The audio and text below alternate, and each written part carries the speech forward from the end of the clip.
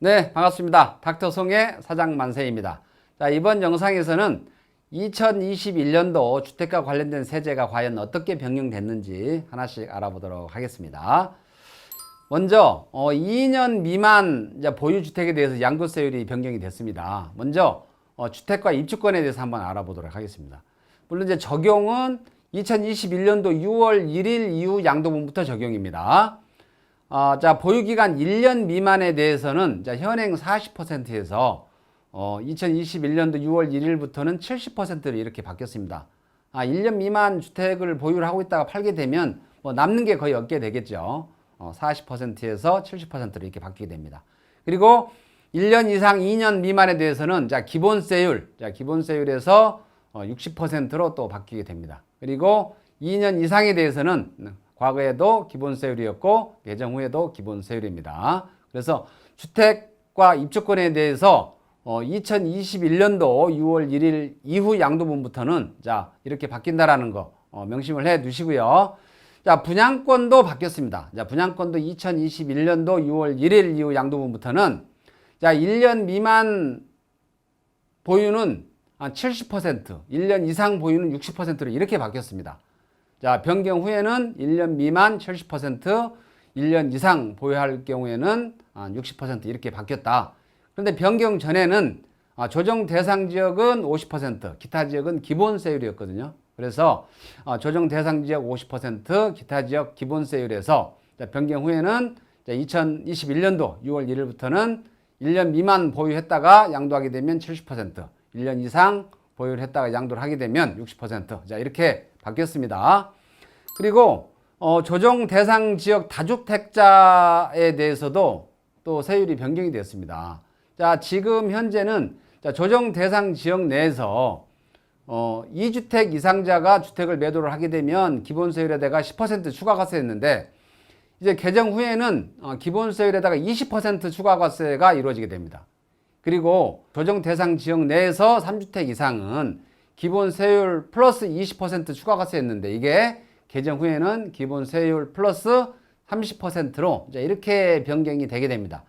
적용 시기는 2021년도 6월 1일 이후입니다. 그래서 아무래도 2021년도 상반기경에는 많은 수의 어떤 주택 매물이 나오지 않을까라고 하는 제 예측인데, 물론 이게 뭐 맞을지 틀릴지는 모릅니다. 제 예측이긴 하지만 어쨌든 2021년도 상반기에는 다량의 좀 매물이 쏟아져 나올 가능성이 있지 않을까, 이런 생각을 해봅니다.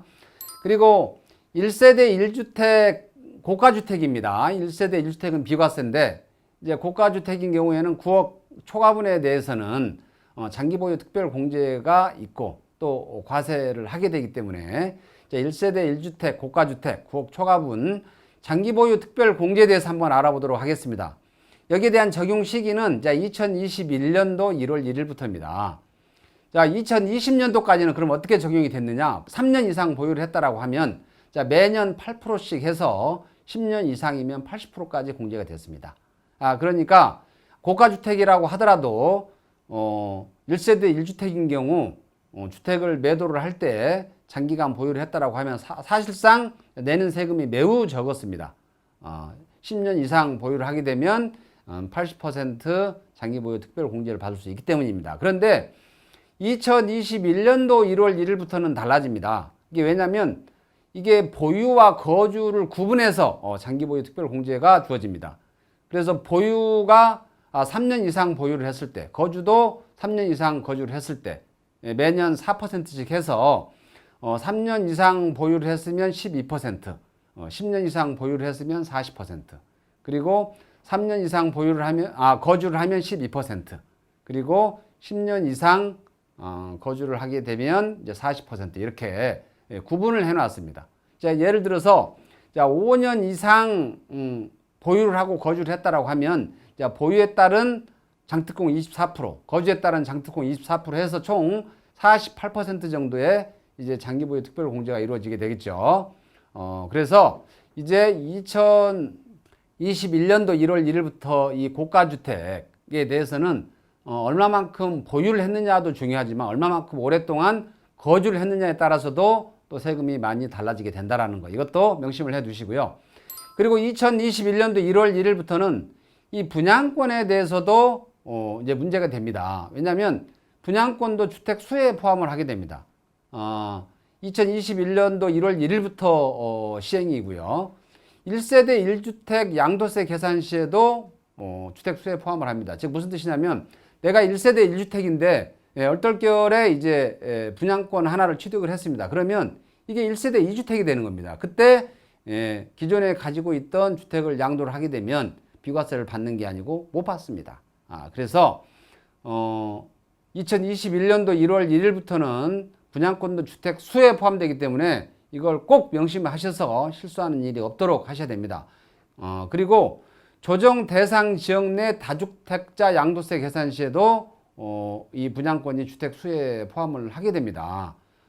그래서 만약에 조정 대상 지역 내에 한 주택이 있고 그 다음에 조정 대상 지역이 아닌 곳에 분양권이 하나가 있습니다. 그런데 조정 대상 지역 내 주택을 매도를 하게 되면 이때 조정 대상 지역 내 주택을 양도할 때 추가과세를 받게 됩니다.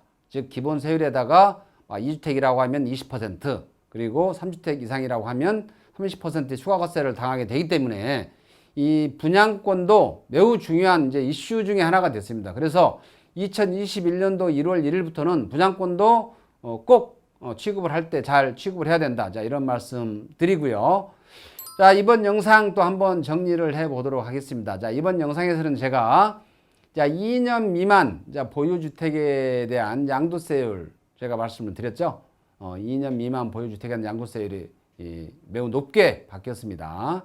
그리고 조정 대상 지역 내 다주택자 중과세율이 기본세율에다가 10%, 20% 추가과세에서 기본세율 플러스 20%, 30%로 이렇게 바뀌었고요.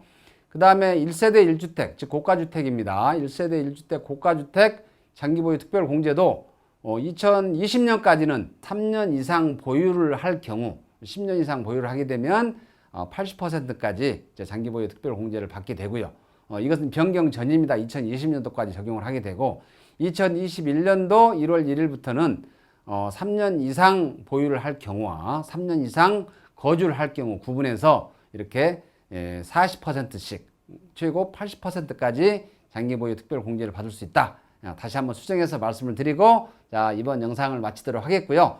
자, 이번 영상을 보시고 이 영상이 이제 도움이 되셨다라고 판단이 되시면 좋아요, 구독 부탁을 드리고요. 또 필요하시면 주변 많은 분들께 이 영상을 공유를 해서 다 같이 실수하는 일이 없고 절세 혜택을 볼 수 있도록 이렇게 하시면 고맙겠습니다. 자, 이상 영상 마치도록 하겠습니다.